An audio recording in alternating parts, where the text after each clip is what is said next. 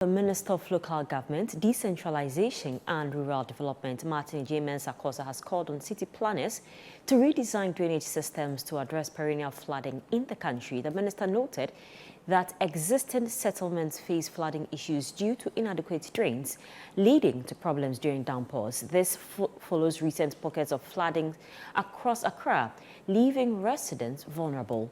There is more in the following report by ChannelOne News' Christopher Kevin Asima.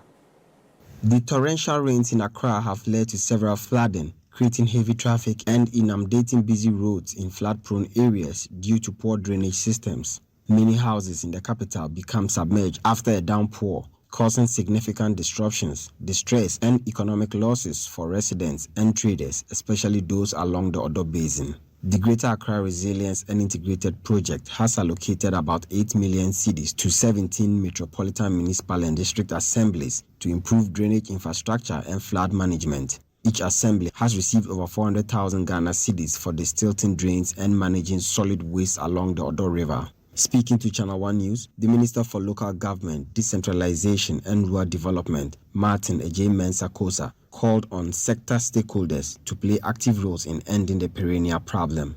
Garage is just one component of our solution, but let's get our hands really on the steer, on the wheel, and say that, look, sanitation is a challenge, and deal with all the various aspects that come to play.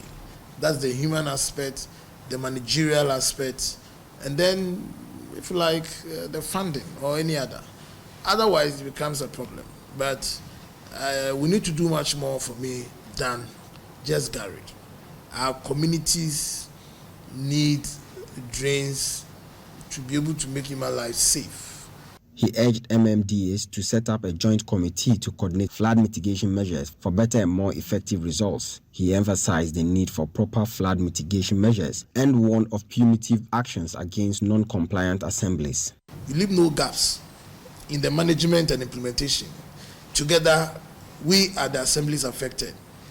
What measures, what strategies are we deploying to deal with it? How sustainable is that approach that we are putting?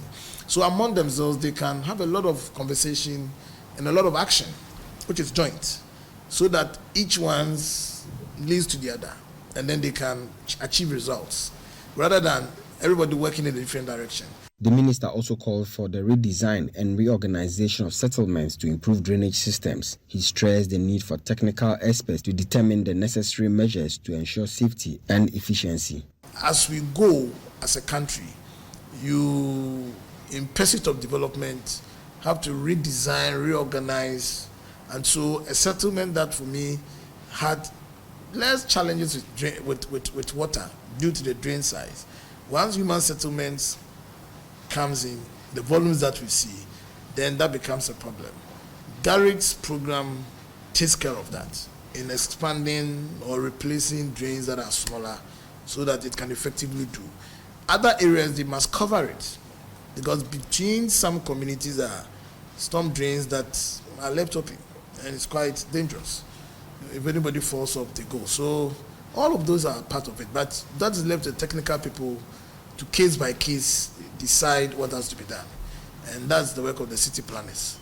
The Minister for Local Government, Decentralization and Rural Development is calling on city planners to introduce modern sizable drains to help contain the volume of water that runs through the drains as part of efforts to help mitigate flooding in the capital.